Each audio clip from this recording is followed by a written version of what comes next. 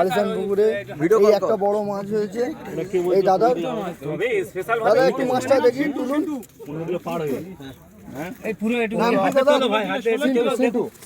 সিন্টু বলো, সিন্টু সাইজটা দেখুন।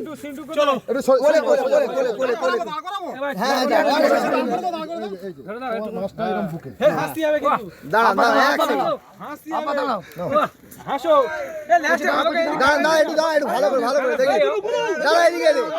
আরে মুখটা দেখেন দাদা, দাদা মুখটা দেখি, দাদা মুখটা, মাছের মুখটা একটু ঘুরিয়ে নিন এইদিকে। হ্যাঁ ঠিক আছে, দেখবি দাঁড়া থাকেন। দেখ দাদা মাছটা ধরে কেমন লাগলো?